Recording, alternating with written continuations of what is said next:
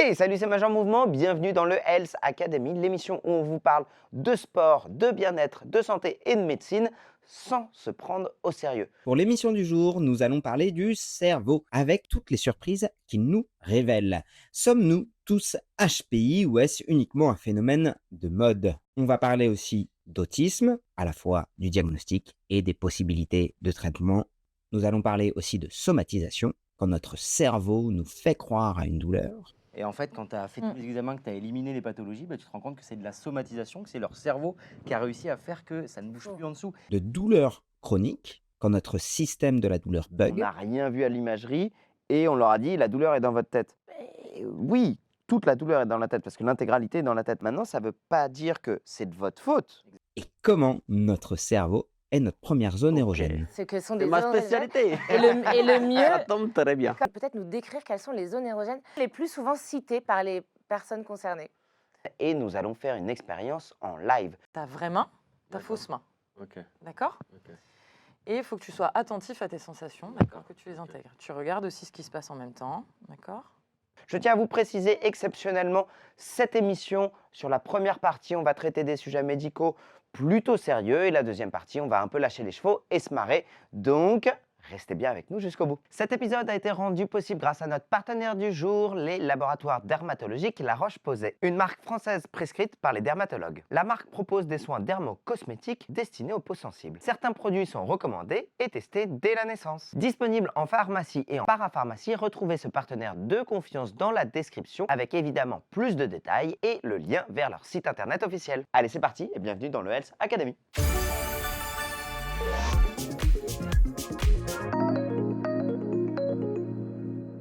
Aujourd'hui, on va parler d'un Porte-à-voix organe des téléphones roses. essentiel. Certains en ont un gros, d'autres un plus petit et d'autres le cherchent encore. Mais aujourd'hui, quelqu'un qui est très fort pour trouver les choses et même pour expliquer aux autres où les trouver, vous le connaissez tous et vous l'adorez, c'est Claude Dartois. Bravo! Ça fait ça hyper bien. Mais fais ça trop bien, c'est même flippant. Salut Claude, ça va? Salut Claude. Marine, Ça va. Charline, ça va? Salut Claude. Ça va bien? La première Bien. fois qu'on a un invité Bien. qui... C'est moi qui fais la bise. fait la bise à ça tout va le bien. monde. C'est fini la Covid. Non, On Julien? le connaît bien, le Ou là. Hein? Il m'a appelé Jules. Jules, j'ai dit Jules. j'ai dit Jules.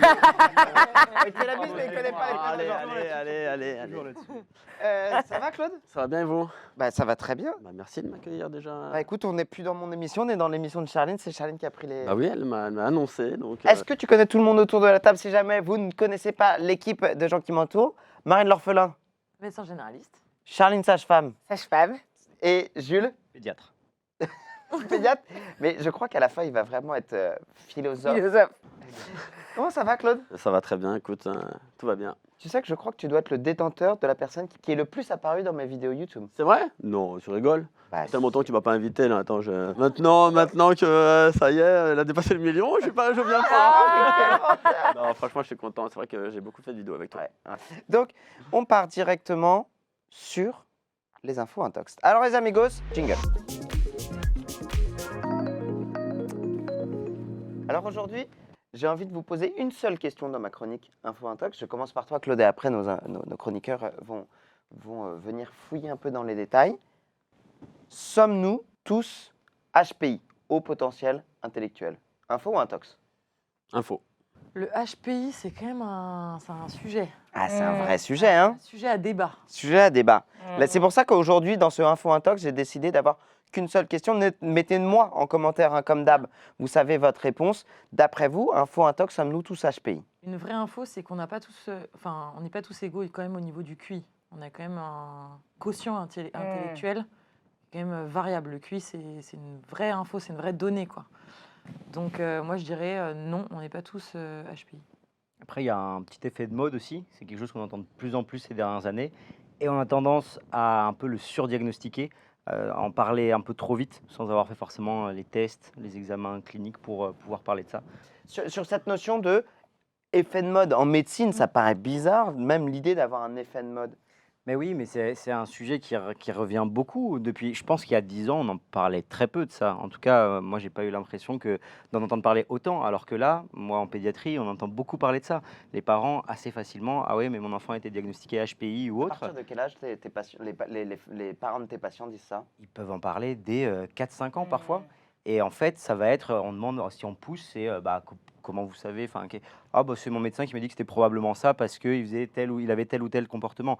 Mais en fait, ça se diagnostique pas comme ça. Il y a des tests, il y a des examens qui font que, et on peut pas dire ça sur. En fait, moi, j'ai répondu instinctivement que c'était une info dans le sens où, contrairement à toi, Marianne, où en fait, c'était la possibilité qu'on avait d'apprendre constamment, d'augmenter son potentiel intellectuel constamment durant une vie. Donc, en fait, c'est vrai que si tu le rejoins comme vous l'avez un peu décrit, si c'est depuis la naissance, c'est une capacité qu'on a déjà acquise avec un certain QI, une certaine facilité à apprendre et à se développer. Ok, ça pourrait être l'inverse. Ça dépend comment tu Claude, interprètes c'est la hyper vie. intéressant ce Ouais, qu'il a dit ouais. parce que c'est vrai. Je vais mettre les deux pieds dans le plat, mais je vais aller dans le gros cliché. Ok, aujourd'hui, il y a des gens qui s'auto-diagnostiquent HPI. Peut-être qu'on peut redéfinir ce que c'est HPI, donc haut potentiel intellectuel. On considère que c'est une forme de surdouance, d'être surdoué. C'est finalement plutôt par rapport au QI, quand on est au-dessus de 130 de QI.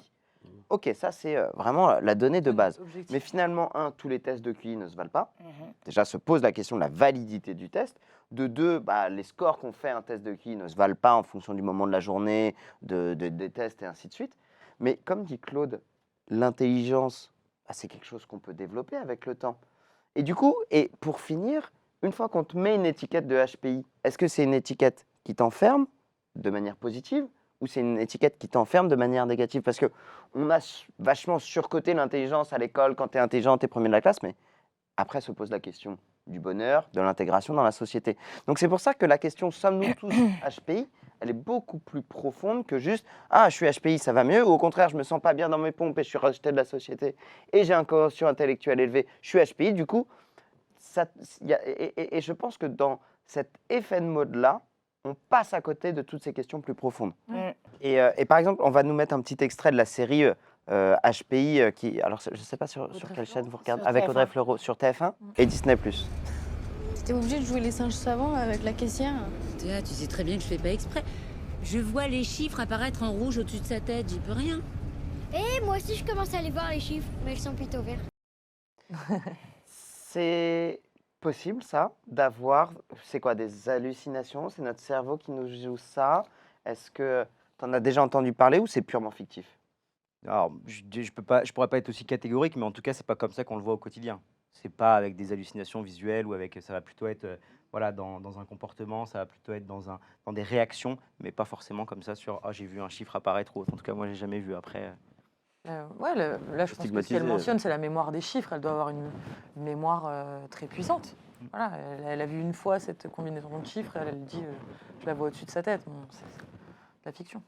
Ça veut dire quoi, Jules, quand on parle de manque de consensus médical sur des nouvelles données en fait? ça veut dire qu'en fait, il y a encore des discours qui sont divergents, déjà premièrement, entre certains spécialistes. Moi, par exemple, je fais des urgences pédiatriques, donc c'est pas mon quotidien.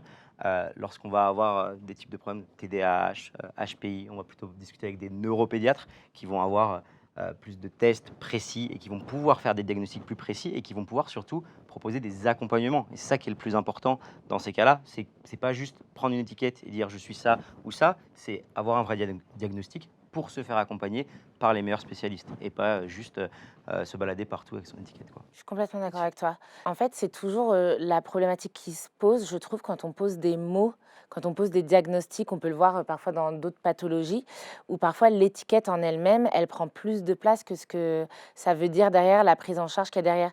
C'est-à-dire que une personne est peut-être par définition, sans le savoir, HPI, peut-être qu'une autre, elle sera testée comme.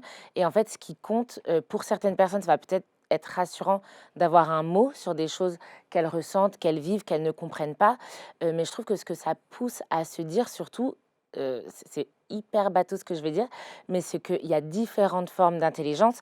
Et je trouve que parfois le côté, le choix du mot haut potentiel intellectuel, le problème que ce mot implique, c'est qu'il y a une histoire d'échelle, il y a Comparaison. de comparaison. Il y a haut, moyen, bas, du coup. Là où on pourrait dire, bon, bah, c'est tout, il y a peut-être la catégorie A qui réfléchit de telle manière, alors que la B, un peu comme entre guillemets, c'est toujours très sommaire, mais les tests de personnalité personnalité qui... Le but, c'est pas de s'enfermer, mais parfois, on comprend un peu mieux notre manière de voir le monde et de réfléchir. Et ça permet de se comprendre et donc de moins subir certaines choses qu'on comprend pas forcément tout le temps chez nous. D'ailleurs, moi, si je peux me permettre, juste parce que là, ok, on fait les tests pour déceler les hauts potentiels intellectuels. Est-ce que justement, à contrario, il y a des tests pour déceler peut-être une intelligence peut-être moins, un déficit, et de dire, voilà, toi, tu es au potentiel intellectuel.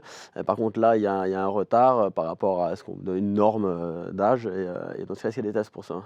Bah, bien sûr, ouais, c'est les mêmes. On va tester le QI aussi. C'est un QI aussi, Et on va c'est le même test. Ouais, il va y avoir des QI et en fonction du QI, on va pouvoir, tu vois, plus aiguiller des enfants dans telle ou telle direction et dans telle ou telle filière, par exemple. Hein, Ok, donc il y a un barème sur le test de QI général.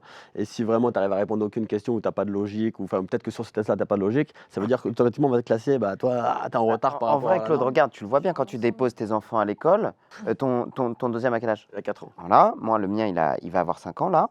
Quand je le dépose à l'école, je vois qu'il y a des enfants qui sont dans sa classe et qui n'ont pas un comportement d'enfant de 5 ans.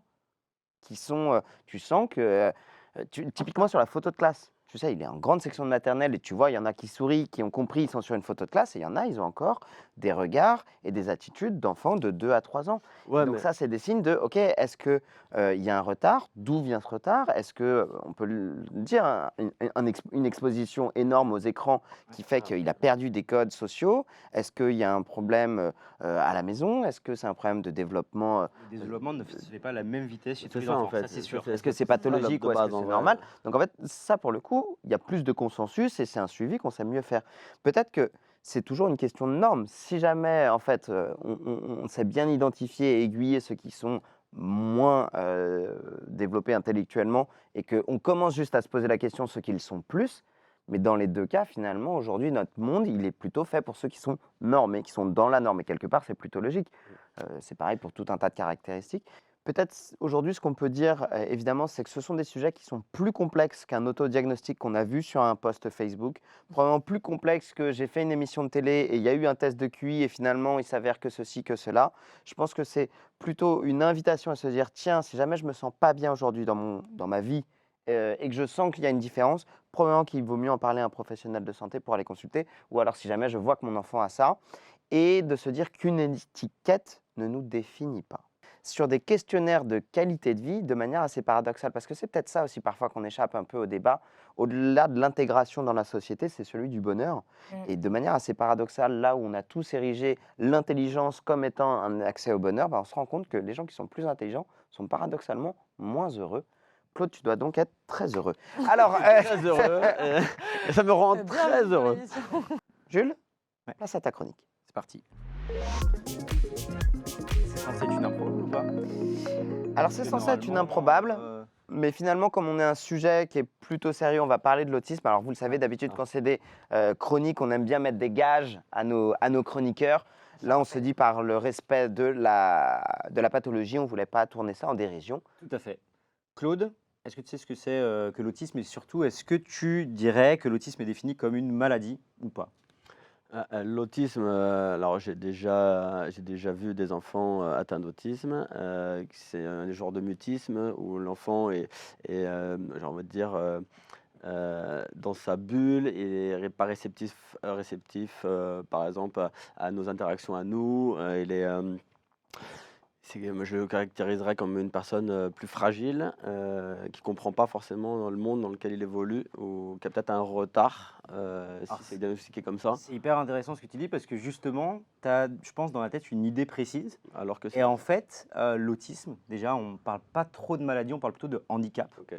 Et justement, il y a ce qu'on appelle des TSA, des troubles du spectre de l'autisme, qui regroupent en fait plein de formes différentes. Donc souvent, on a en tête, quand on ne travaille pas trop là-dedans, d'un autiste, comme tu en as parlé, mais il y a plein de formes différentes et on va en parler juste après, des signes par contre en commun qui peuvent nous interpeller et tu en as cité certains. Est-ce que vous avez des idées de facteurs de risque d'autisme, justement des choses qui pourraient, dans le passé de l'enfant ou de la grossesse de la mère, etc., entraîner des risques d'autisme? Je me retourne vers Charline, mais je vais te spoiler peut-être la réponse, mais je dirais la prise de toxiques pendant la grossesse. Exactement, la prise de Bien sûr. toxiques, ça c'est un truc qu'il faut relever, c'est hyper important. Évidemment, il faut éviter toutes les drogue. toxiques, les drogues, l'alcool, parce que ça augmente le risque. Est-ce que vous avez d'autres idées? Je me demande s'il n'y avait pas des antécédents familiaux, facteurs de risque familiaux. Exactement. Chromosome. Au premier degré, par exemple, de l'autisme dans la famille, un frère, une sœur, un papa, une maman qui souffre d'autisme, c'est un facteur de risque. Il va y avoir Génétique, aussi, alors, c'est ouais, il y a une part de génétique. Il va y avoir aussi Les un traumas petit point de émotionnels. naissance. Pardon. Petit point de naissance, c'est la grande prématurité. Ah ouais? Ok. Ouais, les enfants qui sont nés plus petits et beaucoup plus tôt, ils sont plus à risque. Donc c'est un déficit de développement du Du cerveau. cerveau finalement. Exactement. En fait, c'est des symptômes qui vont se développer souvent dès le plus jeune âge. Hein. Souvent, ça se développe avant l'âge de 3 ans. Et en fait, ça concerne plusieurs catégories. Ça concerne la communication. Souvent, ça va être des enfants qui vont parler, avoir un retard dans le développement de la communication, du langage. Il va y avoir des troubles du comportement. Donc, tu en parlais. Il peut y avoir des petites bizarreries dans les gestes, des gestes répétitifs, des mouvements particuliers, des obsessions ou des enfants, par exemple, qui vont préférer jouer avec juste la roue d'une petite voiture plutôt que de la faire rouler. Ils vont juste la faire rouler comme ça. Ils sont attirés par des choses inhabituelles. Et il va y avoir des difficultés dans les relations sociales. Tu en parlais aussi beaucoup avec certains enfants qui vont s'isoler, qui vont avoir des comportements inadaptés, des colères, des choses comme ça. Donc ça, c'est des symptômes. Si on en voit, il ne faut pas se dire « Ah mince, premier symptôme, mon enfant souffre d'autisme ou j'ai vu un enfant ». Par contre, qui doivent nous interpeller pour se dire « Ah ça, je vais en parler à mon professionnel de santé parce que c'est quelque chose qui ne ressemble pas aux autres enfants de la classe, par exemple ». Ça, Et c'est puis il leur hyper faut un important. accompagnement Spécifique. particulier. spécifique. Exactement. Et tu as parlé d'un truc. Tu m'as dit il y a peut-être une déficience ou un retard. Dans l'autisme, il n'y a pas forcément, je pense que vous le savez, il n'y a pas forcément de retard. On parle même de certains autismes avec un QI qui est plus élevé. Oui, en Par fait, je exemple, parlais de retard, c'était au développement par rapport au cerveau, à la langage aussi. naissance. Ouais. En fait, des petites choses qui ne se sont pas peut-être développées autant voulu et qu'il faut que ça a attrapé beaucoup de retard qui font qu'aujourd'hui, le langage, comme tu l'as dit, etc. En fait, c'était plus dans ce sens-là comprends. que je l'avais employé que dans le sens. T'as Je sais raison. très bien qu'il y a des autistes qui sont très intelligents, ils arrivent sur des chiffres qui sont Asperger. très forts, enfin, il y a sur plein de domaines bien précis. Donc, c'était pas un retard forcément là-dedans. Ouais, tout à fait. Pas de retard de QI forcément, pas de déficience forcément. Et les traitements, malheureusement, il n'y a pas encore de traitement miracle en fait à l'autisme, même si beaucoup de familles ont beaucoup d'espoir dans le traitement qui pourrait apparaître. Mais pour l'instant, le plus important, c'est la reconnaissance des symptômes. Donc ça peut être fait par les parents, par la famille, mais aussi à l'école. Et c'est ça qui est important et qui est hyper important de mettre ses enfants à l'école parce que les sûr, maîtresses, les socialiser, maîtres, ils ont l'habitude. Ils voient des enfants toute leur journée depuis des années. Quand ils ont des enfants qui ont des particularités, ils peuvent se permettre de dire aux parents, voilà, j'ai remarqué ça, il faut qu'on fasse attention, il faut qu'on surveille parce que l'idée, c'est de leur apporter les meilleurs accompagnements pour qu'ils puissent se développer le plus normalement possible, même si ce n'est pas le bon mot normal, mais en tout cas, pour qu'ils puissent le vivre le plus facilement possible, se faire accompagner. Il y a plein de choses qui sont mises en place pour leur aider dans les apprentissages, dans les relations sociales, etc. Je fais un petit rappel parce que pour nous, c'est évident. Quand on parle de normes entre professionnels médicaux, normal, pas normal, on parle de normes mathématiques. Pas de c'est anormal d'être Statistique, ouais. d'être malade ou pas malade. L'exemple souvent qu'on aime bien donner, c'est par exemple d'avoir un cancer de la prostate à 65 ans. C'est normal mathématiquement, même si ça reste une maladie. Donc en fait, on parle toujours de normes et il n'y a aucun sens de jugement dans ce qu'on dit. Si jamais vous avez envie de partager votre expérience en commentaire, l'espace de commentaires est libre. Je vous propose de passer à un sujet un peu plus léger. Oui. On est toujours sur le cerveau, plaisir. on est toujours sur le développement du cerveau. On va passer littéralement, mais c'est aussi notre métier. Parfois, on a un patient qui a une problématique et on arrive sur un autre patient et on est obligé de switcher comme ça. Jingle. Elle est pour moi celle-là. D'ailleurs, je ne sais pas si ça vous arrive, mais c'est vrai que dans nos métiers de soignants, parfois, c'est très, très compliqué. Tu passes d'un état d'esprit genre vraiment dur, machin, tu as un autre patient, et puis tu es complètement dans le down et tu dois renvoyer la sauce pour faire complètement autre chose. Donc, on va passer sur un sujet plus léger, puisque finalement, c'est vous qui devenez le docteur. Alors là, moi, je peux Alors, juste vous apprendre la professeur, bonne humeur, si ça vous va. Alors, je vais essayer Claude. de vous rendre heureux en kiffant votre vie. Mais alors, Claude, on va te mettre sur un sujet qui est beaucoup scientifiquement plus parlant, facile. ça va être compliqué. Hein. Ok. Tu es donc notre docteur, professeur. Tu peux choisir ton nom ou peut-être qu'il y a un nom qui va popper, mais en effet, là, on est peut-être sur le docteur Picasso. Ah, ça me va. Comme tu veux. Et c'est Docteur. Charline qui va te lancer sur ta chronique. Charlie. Bonjour, Est-ce que tu peux passer derrière docteur s'il te plaît, Picasso, Derrière, c'est bien ça? Oui, c'est ça, oui, oui. Docteur Picasso, je suis ravie de... Enfin, je pense que je peux parler en notre nom à tous. On est ravis de vous accueillir aujourd'hui. Déjà, en votre nom, ça sera déjà bien. Quel privilège. Pour être tout à fait honnête, aujourd'hui, je devais parler d'un sujet, mais je ne me sentais pas suffisamment compétente pour, voilà, pour une première approche. Et je me suis dit que vous étiez la personne, comment dire, la meilleure Je personne vais te pour en peindre parler. tout ça, t'inquiète pas. Est-ce que vous pouvez nous expliquer, Oui. bah, on va parler des zones érogènes. Ok.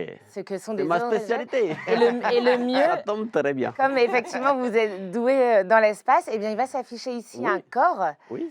que peut-être vous allez reconnaître Ah oui, je oh, avec reconnais des très bien. bretelles. Voilà, les bretelles, les chaussures, on Il reconnaît. y a plein de choses très Les particulières. bras, c'est la tête de qui? C'est ma tête à moi, Voilà. en On féminin. t'a rajouté des petits cheveux. Bon, merci Ah. Lézia. En vrai, c'est très bizarre parce que je me trouve pas mal du tout. Ouais. Docteur Picasso, est-ce que vous pouvez nous expliquer, enfin peut-être nous décrire quelles sont les zones érogènes les plus souvent citées par les personnes concernées? Les zones érogènes surtout chez sont, l'écran, juste comme- c'est évidemment propre à chacun. D'accord. On peut Vous avez très bien perdu aimer votre- le creux de la main. Vous avez perdu votre accent Oui, je pris le mot sérieux tout de suite. Donc là, en l'occurrence, je n'irai pas trop sur les bras, hein, parce qu'ils sont quand même, quand même très chargés. Non, ben, je dirais évidemment, c'est propre à chacun. Mais souvent, les gens citent a priori le cou, une zone très sensible et qui peut, voilà, avec un souffle, juste un souffle, on peut éprouver du plaisir ou des sensations comme des frissons, comme plein de choses comme celle-ci. Très clair. Les chevilles aussi, Les chevilles, les c'est pieds, intéressant. je pense que voilà, ce sont des zones qui sont très réceptives, plein de petites choses qui nous renvoient des petits codes de genre ah ça, je suis bien, ah, ça me détend, ah c'est cool. Donc ça c'est des zones aussi, je pense. Après, j'ai envie de dire qu'à peu près toutes les zones du corps peuvent être érogènes, mais les plus citées, le cou probablement, Et les lobes des oreilles. Vous en pensez Ouais. quoi? le lobe des oreilles. Je pense que tout dépend de la grandeur de tes oreilles. Là, en vrai, il faut déjà aller les chercher. Hein. C'était très intéressant, professeur Picasso. Merci beaucoup. Merci Vous beaucoup, vendez aussi docteur des Picasso. tableaux. Je vends tout. Tu veux un tableau, tu veux de la peinture chez toi, je viens, je repeins le plafond. Merci beaucoup. Ah, c'est très Merci compliqué beaucoup, comme exercice, professeur. hein. On s'improvise Vraiment, pas à docteur. C'est vrai Ah, On ça sent s'appelle votre pas docteur. expertise. Mais on C'est sent. bluffant. Ouais. C'est bluffant, j'ai donc pris des notes et... J'ai 0, 0. Je vais compléter. Alors effectivement, je suis complètement d'accord, ça dépend de chaque personne. Les zones les plus souvent citées, si on fait un sondage, on va dire que généralement, eh bien, il y a, alors on va droit au but, la zone par exemple du clitoris. J'ai pas voulu faire alors moi, j'ai- une émission très particulière. Il n'a pas voulu aller droit au but. Ouais, il est on plus sentait subtil. vraiment que le professeur, il était. Allez.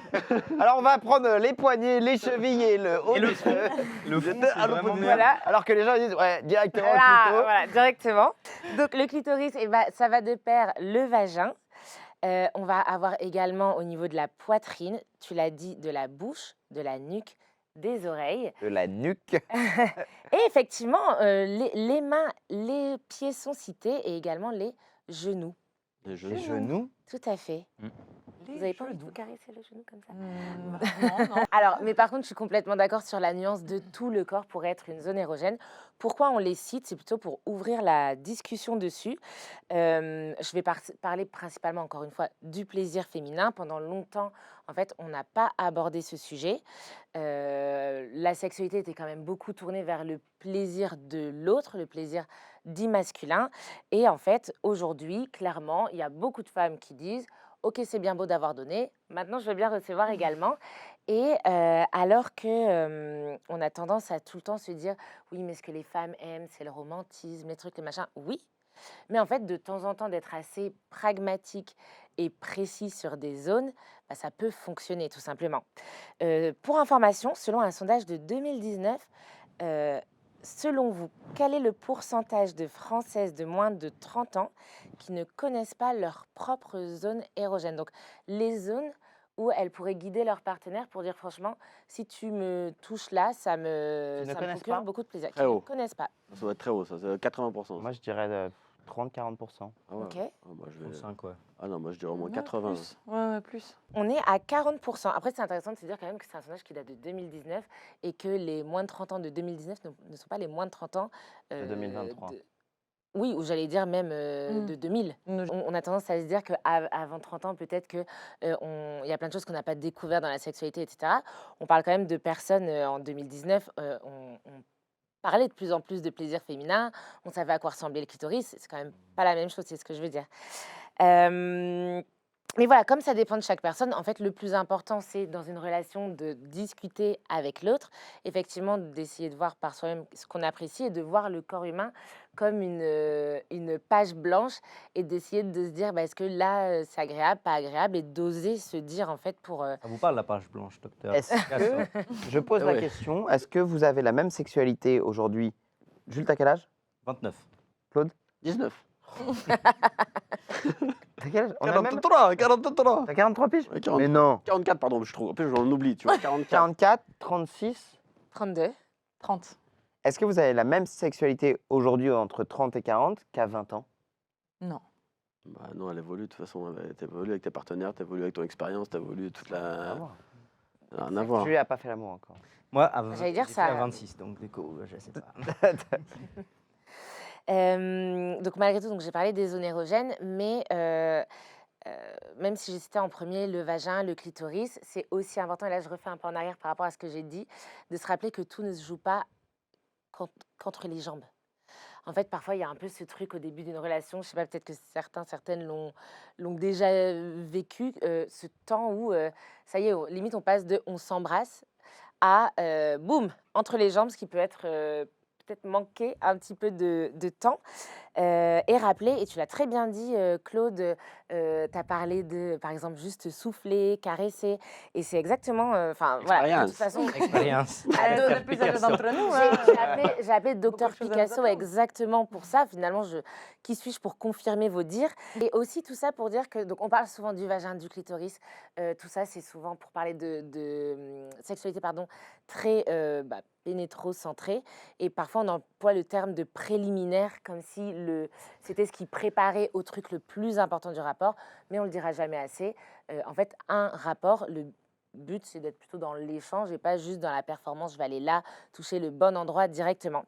Et enfin, il y a une zone érogène que j'ai pas citée et c'est le thème du jour.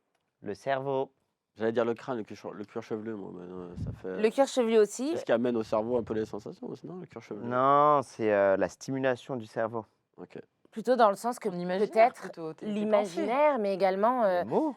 les mots, tous les messages passent par le cerveau, que ce soit le toucher, que ce soit les mots, mais aussi ça peut être, je dîne avec quelqu'un, clairement si je passe pas un bon moment, parfois je m'en fous, j'ai juste envie d'avoir des relations, certes, mais parfois tu as quand même besoin que ton cerveau soit d'abord séduit par la personne, intellectuellement parlant entre guillemets, en tout cas en termes de connexion cérébrale, pour ensuite pouvoir prendre du plaisir. Donc voilà, j'avais juste envie de vous parler de zone érogène et bien évidemment tout ça en premier lieu avec le consentement, bien évidemment, parce que sans un grand oui volontaire et joyeux, voilà, pas de Normal. plaisir. Merci beaucoup, Charline. Merci.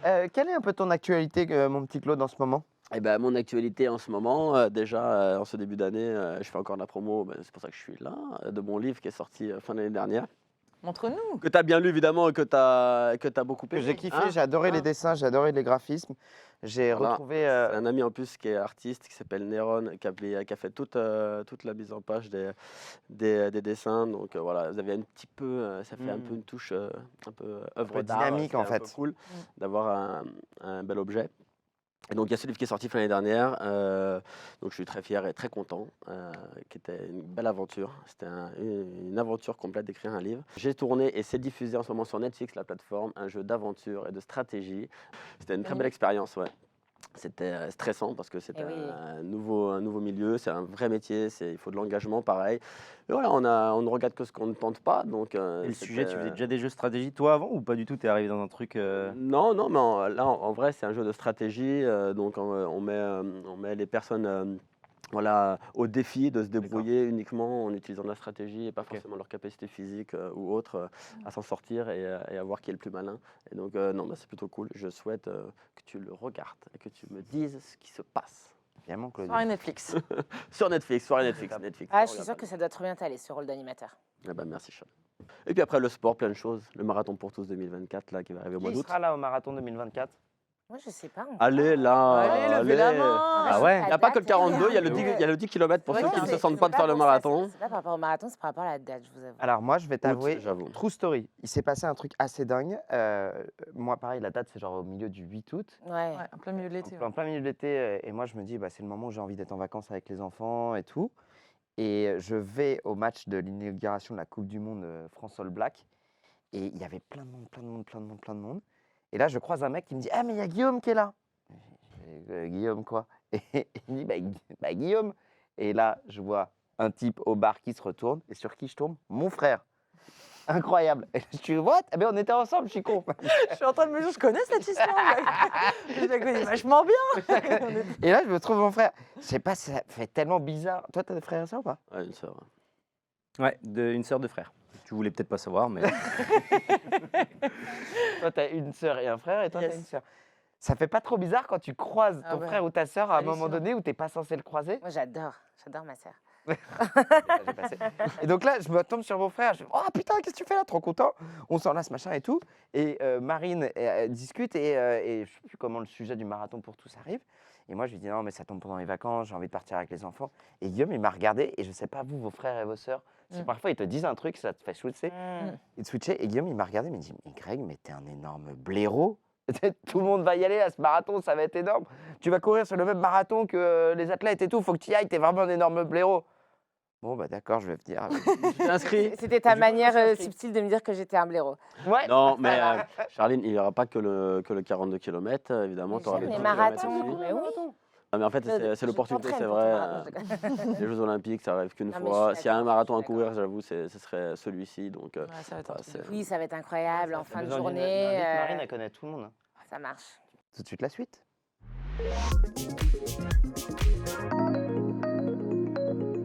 Marine, dans cette émission sur le cerveau, tu vas nous mettre en place une expérience. Dans cette émission mélange. du coup qui est consacrée au cerveau, je vais essayer de vous démontrer et de vous prouver là avec cette petite expérience qu'on peut réussir assez facilement à berner son cerveau.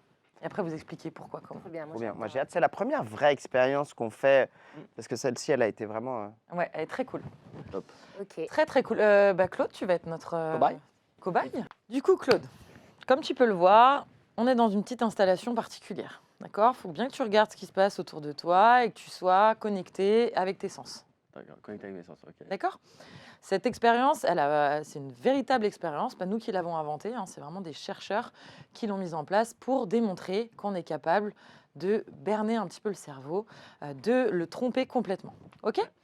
Alors, ce que je vais faire, c'est que je vais en fait toucher Ok, ta vraie main, ta D'accord. fausse main. ok, D'accord? ok. Et il faut que tu sois attentif à tes sensations, d'accord, que tu les intègres. Tu regardes aussi ce qui se passe en même temps, d'accord? Non, là, tu touches plus le bon. Comment? Tu touches plus le bon, là. Ah, je touchais plus le bon? Bah, si je me trompe, on n'est pas rendu, les amis. Maintenant, je suis perdu. Maintenant, Ah. là, c'est bon, c'est le bon doigt. Parce qu'en fait, ma main, elle s'est endormie, elle restait statique là-bas. C'est toujours le bon doigt, ça va. C'est cette main-là. Hein? Cette main-là. Hein? Qu'est-ce qu'elle me dit là? tu l'as dit comme question. En train de m'embrouiller le cerveau. Ouais, tu m'en- Est-ce que t'es pas un peu troublé là sur... Bah, des ta main. fois, ouais, parce que visuellement, mon œil, il est concentré sur cette main-là, donc il est Ouais. en train de donner l'information à mon cerveau que c'est ma main. Mais dans mon cerveau, je suis en train d'essayer de me concentrer à me dire, c'est pas ta main, celle qui est là. Ouais, tu luttes, c'est C'est ça? celle qui est à côté, Tu luttes. reste concentré. Putain. Ouf. Tu nous rends malade. Tu m'as fait peur. Je te dis, c'est ça en fait. Ta main, parce que là, tu y me allais. l'as- Ouais, Sans j'ai eu presque, hésitation. j'ai eu peur de te faire peur. à un moment, Bah, je comprends. Ah ouais. Pardon. Bon, t'as pas eu mal, on est Non, bah, d'accord. j'ai pas mal, heureusement, Voilà. parce que c'est pas ma main qui a touché. Mais c'est vrai que Voilà. tu peux vraiment. C'est pas de quand même douleur, on bizarre est d'accord. d'arriver à se troubler comme ça. Exactement. Bon, bah, du On coup, nous remet la séquence au ralenti pour voir la réaction de Claude. La main est hyper bien faite. elle est un peu palote, c'est vrai. vrai. Elle est un petit Mais, peu mais pâleuse. réellement, non, j'avoue, après, Mais au ça, bout d'un moment, c'est vrai que soit tu essaies de te focaliser à te dire Ouais. c'est pas ta main, c'est pas ta main, il faut que tu restes concentré sur ce que tu ressens à côté. Donc, franchement, il y a une gymnastique quand même à faire et tu peux t'y perdre. Comment tu t'expliques un peu ce qui s'est passé là? T'as compris? Ta main, déjà, elle est statique, elle est posée. Et toi, visuellement, déjà, ton œil, il est concentré sur la main pour voir le pinceau, quel doigt tu touches. Pour voir, je suis en train de me dire, est-ce que le doigt que tu es en train de toucher avec ton pinceau, c'est le même ressenti que j'ai au toucher sur ma main qui est cachée. Et en fait, c'est déjà, tu as ce travail-là à faire, qui n'est pas évident, parce que plus le temps passe, et ben, plus ta main elle est statique, moins tu la ressens toi physiquement, parce que tu la bouges pas. Exactement. Donc, tu la ressens moins déjà. Et après, c'est l'œil qui prend le contrôle sur le toucher, sur le mouvement. C'est ça qui est troublant. Eh ben, en résumé, c'est ça, c'est un conflit entre tes perceptions visuelles, tactiles, parce que je touche en même temps. En fait, la clé aussi de cette expérience, elle est là, c'est bien de toucher en même temps Ouais. pour que le cerveau soit complètement berné.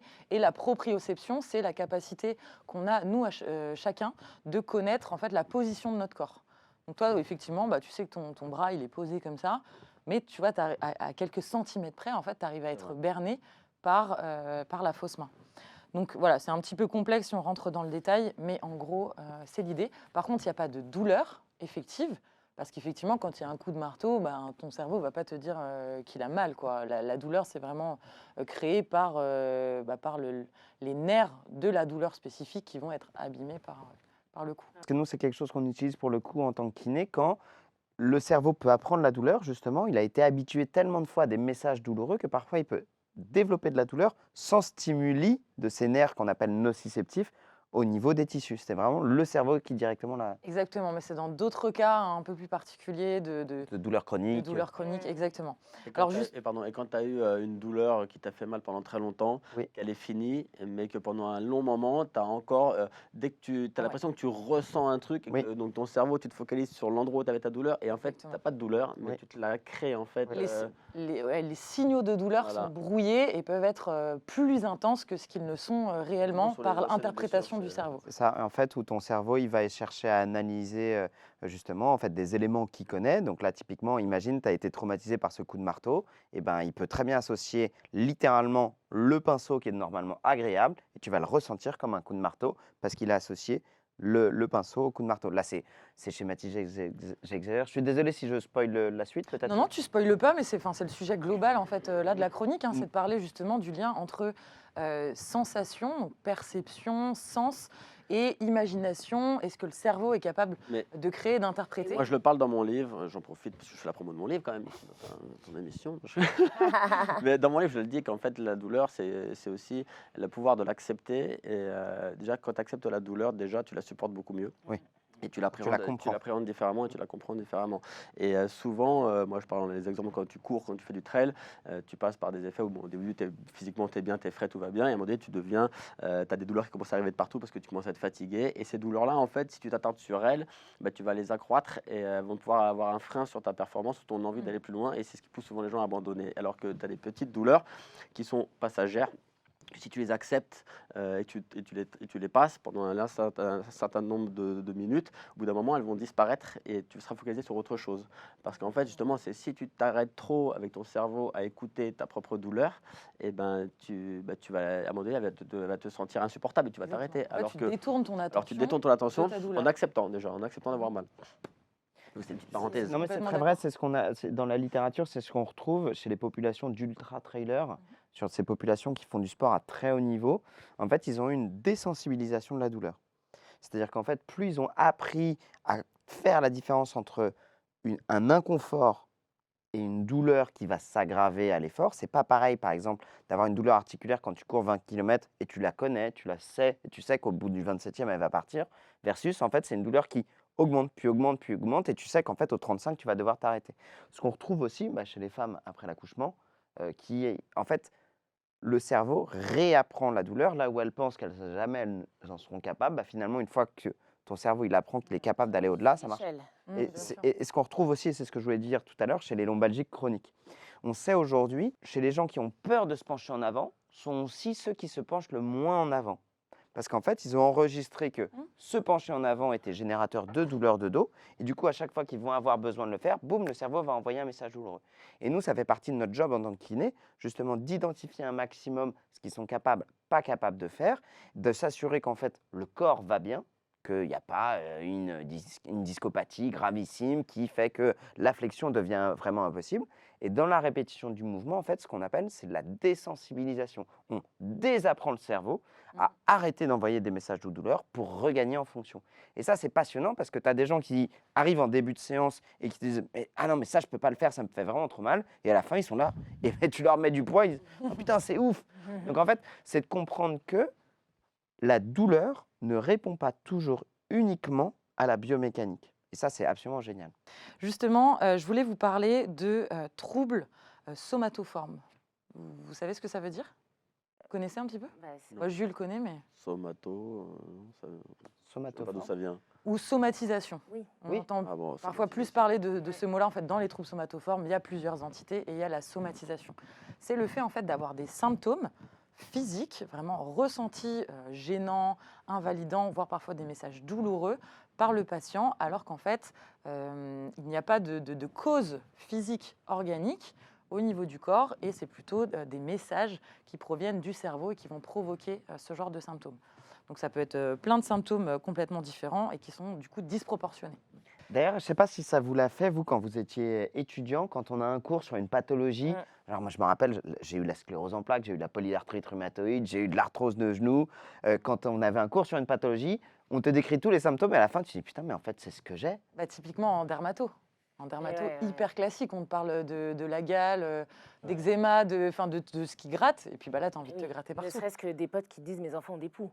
Ah bah oui, oui. C'est un réflexe. Et moi, je me demande si parfois, dans les vidéos qu'on fait, il n'y a pas des gens qui n'ont pas du tout la maladie et ils voient notre vidéo, ils se disent putain, ça y est, c'est ce que j'ai. Je suis sûr que c'est le cas. Donc si vous passez par là, souvent c'est normal et les symptômes passent très très vite. Au bout de 10 minutes, c'est bon, vous n'avez plus vos symptômes. Et je voulais vous parler aussi d'un autre exemple qui est assez parlant et je suis certaine que vous en avez déjà entendu parler, c'est les douleurs des membres fantômes. Donc, il s'agit du coup de personnes qui ont été amputées d'un membre et qui vont ressentir des douleurs dans ce membre amputé. C'est pas des douleurs au niveau du moignon, c'est vraiment, ils expriment, par exemple, ils ont été amputés au niveau de l'avant-bras, ils expriment avoir une douleur au niveau d'un doigt, au niveau du poignet. Donc c'est une douleur qui est quand même très localisée et ça concerne quand même 90% des personnes qui ont été amputées. En fait, on n'a pas encore élucidé tous les mécanismes physiopathologiques, donc qu'est-ce qui se passe au niveau du corps et de ces problématiques-là de douleurs de membres fantômes, mais on pense quand même, enfin les études ont quand même identifié qu'effectivement ça viendrait principalement du système nerveux central, donc du cerveau, et plus particulièrement des zones du cerveau qui s'occupaient de ce membre avant qu'il soit amputé. On a vraiment en fait dans le cerveau une cartographie qui est avec des nerfs, des groupes de neurones qui s'occupent de chaque petit morceau du corps, petite partie du corps. Quand le membre a été amputé, ces neurones-là ne travaillent plus. Du coup, ils reçoivent plus d'informations sensitives, ils ne donnent plus d'informations motrices. Et ces zones-là, du coup, ont tendance à être remplacées, parce que le cerveau n'aime pas le vide, n'aime pas les zones qui servent à rien, et veut se servir de tous les neurones qu'il a en sa possession. Donc, ces petits neurones-là, on va leur donner une nouvelle fonction, et les neurones qui vont prendre la place, ce sont souvent les neurones de la douleur. D'accord. Et donc, on va se retrouver avec des douleurs vraiment qui sont identifiées par notre cerveau comme étant les douleurs appartenant à cette zone précise. Et du coup, on utilise l'expérience, un dérivé de cette expérience que je vous ai montré pour traiter les douleurs fantômes. En fait, on va utiliser un miroir. Et donc, on va, par exemple, imaginons qu'une personne a été amputée au milieu de l'avant-bras. On va placer donc le membre normal. On va mettre un miroir pour qu'en fait la personne ait l'impression de voir son autre membre comme s'il il existait de nouveau. Et on va faire des mouvements. On va demander à la personne de faire des mouvements, donc de serrer le poing, d'écarter les doigts, de faire des mouvements comme ça. Et bien sûr, il faut absolument regarder ce qui se passe pour que le cerveau en fait comprenne que en fait non, ce membre-là existe toujours, mais en fait, encore une fois, on berne le cerveau pour lui dire de ne pas détruire, entre guillemets, ces neurones-là, de ne pas leur donner la nouvelle fonctionnalité de douleur qui reste existant et limiter du coup les douleurs fantômes. Ça me fait penser, alors on est sur des sujets qui sont pas marrants du tout, mais quand j'étais en 2e année, on était allé dans un centre pour les personnes amputées. Et on avait eu un cours où on nous avait montré une vidéo d'une petite fille qui avait été double amputée des fémurs sur un accident de tondeuse à gazon, à 6 ans. Il nous avait montré des vidéos au cours de sa rééducation, et à 7 ans, elle marchait, alors qu'elle était amputée transfémorale, elle marchait hyper bien. Et on était tous choqués quand on était étudiants, et le médecin nous avait dit, de manière assez paradoxale, il est plus facile d'être amputé jeune que plus tard. Ils ont une capacité de récupération Ouais. plus grande. Surtout la mémoire, ouais, la les mémoire. Potentiel dans les apprentissages, ils n'ont pas encore tout appris, ils ont pas encore, et ils ont un potentiel de récupération. Et puis en plus maintenant avec la physique, la médecine physique et de réadaptation, toutes les prothèses, tous les mécanismes qu'on fait, il y a des progrès qui sont incroyables pour les accidents chez les enfants comme ça. Ouais, c'est Et- la et plasticité C'est la cérébrale. plasticité cérébrale. Tu peux nous définir ce que c'est la plasticité La plasticité cérébrale, c'est le fait que en fait, le cerveau n'est pas complètement terminé dans la jeunesse. Donc, si au moment, voilà, tu disais 6 ans, 7 ans, toutes les terminaisons ne sont pas faites, tu as un accident à ce moment-là, et à partir de ce moment-là, ton cerveau va continuer à se développer, mais en prenant en compte ça. Alors que si ça t'arrive à 50, 60 ans, il a fini de se développer, entre guillemets. Donc là, tu peux t'adapter et ton corps peut s'adapter dans les muscles, dans les tendons, dans ce qu'il y a autour. Est-ce qu'on a encore de la plasticité cérébrale à 50, 60, 35 ans? Est-ce qu'on a notre cerveau qui continue de se moduler pour continuer d'apprendre? Exactement. Là, on en parlait dans le cas des douleurs fantômes, où effectivement les zones neuronales sont utilisées différemment. Oui, complètement. Et d'ailleurs, c'est pour ça que on encourage les adultes et les personnes qui rentrent, qui vieillissent et qui prennent de l'âge, à continuer en fait à stimuler leur cerveau pour entretenir justement ce bon réseau neuronaux et diminuer le risque de maladies neurodégénératives. J'ai toujours dit que le corps, tu peux lui apprendre, ok, il devient fort, etc. Mais il a une limite. La limite, c'est une trop grosse fatigue, une blessure. Mais le cerveau, là, Zéro limite. Non, la vérité, c'est que le cerveau, en fait, c'est ton allié principal. Si tu arrives à maîtriser un peu les informations que tu as envie de lui donner ou que tu veux recevoir, tu vas le contrôler un minima et ça sera beaucoup plus facile soit de ne pas avoir peur devant un film, soit de ne pas ressentir la douleur quand tu as mal. Enfin, c'est tous ces trucs-là qui font qu'en vrai, c'est toi seul qui décide d'avoir mal ou d'avoir peur. Toi, tu as toujours été comme ça ou tu as réussi un peu comme à exercer ton cerveau Je sais pas. pour traverser les limites Je sais pas, moi je n'ai pas d'explication de comment j'ai appris à l'être. Je pense qu'après c'est par rapport au parcours et tout, mais Ça dépend des périodes aussi. En fait, je rebondis sur la somatisation tout à l'heure. Le cerveau, c'est une machine extraordinaire qui peut te faire, comme tu dis, surpasser des choses comme des douleurs. Mais à l'inverse, quand tu somatises, beaucoup de patients, nous qu'on voit en pédiatrie, qui arrivent avec des vrais déficits moteurs, paraplégiques, tétraplégiques, qui ne bougent plus. Et en fait, quand tu as fait tous les examens, que tu as éliminé les pathologies, tu te rends compte que c'est de la somatisation, que c'est leur cerveau qui a réussi à faire que ça ne bouge plus en dessous. Et on se fait tous berner. Donc en fait, c'est tellement une machine extraordinaire, mais qui peut être dans les deux sens. Et du coup, qui peut... mais c'est sûr. Mais regarde, sur un truc comme ça de somatisation aussi impressionnante, sur un tableau clinique de tétraplégie ou de paraplégie, on est d'accord, Jules, on le sait tous et c'est souvent ce qu'on casse sur les réseaux sociaux, de certains de nos patients qui ont des troubles, on n'a rien vu à l'imagerie et on leur a dit la douleur est dans votre tête. Mais oui, toute la douleur est dans la tête parce que l'intégralité est dans la tête, mais cependant ça peut arriver super loin sur des somatisations extrêmes. Maintenant, ça ne veut pas dire que c'est de votre faute. Exactement. Non, Ça veut dire que votre cerveau Elle est là, a la bugué au même titre que votre ordinateur. Quand il bug, c'est pas de votre faute, c'est votre ordinateur bug. Donc une somatisation, enfin, C'est pas bluffé, Non, mais c'est de mimer, voilà. c'est pas ça. inconscient en c'est fait. inconscient, Et tu ne l'inventes pas. incontrôlable, C'est je veux vraiment dire. en fait, voilà, ton cerveau, il a bugué, il a merdé et il a littéralement créé des symptômes sur une autre origine que celle qui est plus logique de tu as une atteinte de la moelle, là en fait tu as eu une atteinte du système nerveux central. Exactement. Jules, je pensais à ça sur le conditionnement du cerveau. Parce que Claude disait, oui, mais moi, mon cerveau, c'est mon meilleur allié et on est toujours dans une volonté d'effacer les peurs, de penser à la réussite. Il y a eu des expériences qui ont été menées notamment sur des enfants sur l'apprentissage de l'échec. J'avais pensé, vous savez, où c'était une expérience où on divisait inconsciemment la salle en deux et on donnait 3 anagrammes. 2 faciles, pour une partie de la classe, 2 difficiles pour une deuxième partie de la classe. Et du coup, par exemple, c'était des anagrammes opéra, paréo, machin et tout. Et de l'autre partie de la classe, c'était des anagrammes hyper complexes. Ok? Donc, il y en avait une partie qui réussissait, une deuxième partie qui ratait de la classe. Et tout le monde pensait qu'ils avaient les mêmes mots. Deuxième mot pareil, deuxième mot pareil. Et au troisième mot, tout le monde avait le même. Ceux qui avaient été dans une situation de réussite avant réussissaient genre à 70% le troisième mot, tandis que ceux qui avaient enchaîné 2 situations d'échec, ils étaient à 30% de réussite. En fait, tous ceux à qui on avait dit bah, vous y arrivez, vous êtes capable de le faire, se mettaient dans une prédisposition, ils se sentaient plus capables de le faire. En fait, ils basaient leur réussite sur leurs expériences précédentes. Et à l'inverse, ceux qui avaient été en échec, dans leur tête, ils disaient bah, en fait, je vaux rien, j'y arrive pas, les autres y arrivent, moi, j'y arrive pas. Donc, dans les mêmes conditions, j'oublie que je suis dans les mêmes conditions et je foire. Bah, en fait, c'est comme ça que j'aurais voulu l'expliquer. En fait, c'est comme ça que j'aurais voulu l'expliquer. C'est comme avec mon fils quand il veut pas faire un exercice parce qu'il a peur de pas le réussir. Et ça, en fait, c'est ça qui est pénible parce que ce manque de confiance, eh ben, c'est ton frein principal à avoir la volonté d'apprendre et de faire. Et peu importe, tu réussisses ou tu réussisses pas, que tu fasses un trail, tu t'es inscrit, que tu le finisses pas, on s'en fout. Le principal, c'est que tu t'es inscrit, tu as eu la volonté de le faire. Et c'est ça qui est relou, en fait. Dans toutes ces analyses qu'on dit oui, t'as pas le niveau pour faire ça ou t'as pas. En fait, fais-le et après que tu réussis pas, on s'en fiche, mais fais la démarche. Après, ça freine trop les gens et les gens ils ont plus envie et ils se disent quoi, ah mais ça c'est pas pour moi.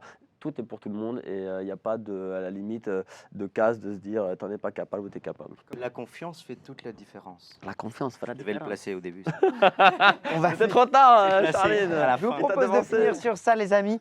Claude, merci beaucoup. Quels sont les 3 Merci. trucs que tu as retenus pour aujourd'hui? J'ai retenu que j'avais pas le niveau suffisant d'études pour devenir médecin demain. Que beaucoup de solutions sont dans tous les livres que Greg a fait. Non, en vrai, j'étais très content d'en apprendre que bah, déjà, le cerveau, c'est une magnifique machine que l'on a tous. Très content que Charline m'apprenne des zones hétérogènes. Toi qui nous as Hétérogène. appris. J'ai adoré les zones hétérogènes. Tu nous as tout appris. Et puis bah voilà, tout ce qui est sur les enfants, la pédiatrie, j'aime beaucoup. Donc merci à tous déjà de donner votre savoir sur les réseaux partout et d'étendre votre expérience au plus grand nombre. Donc ça c'est cool. Merci de m'avoir invité. Bah écoute, Claude, on te donne un petit cadeau avec celui-ci, Gentil. mon second livre, celui de Marine. Magnifique, magnifique. Et on t'enverra évidemment celui de Jules et celui de Charline qu'on n'a pas avec nous pendant le tournage. Si jamais vous êtes intéressé par les livres de tous les chroniqueurs, vous les retrouverez évidemment en description, mais aussi le livre de Claude que vous pourrez retrouver en description. Claude, merci. Jules, Merci beaucoup. merci. Merci. Marine, merci. Merci. Charline, Merci à vous merci. Grégoire, merci. Et surtout, merci à vous. On se retrouve évidemment très bientôt pour un prochain épisode. Ciao. Si cette émission vous a plu, je vous invite à regarder un autre épisode ici du Health Academy. Attention, juste là, il y en a un autre. C'était naze, non?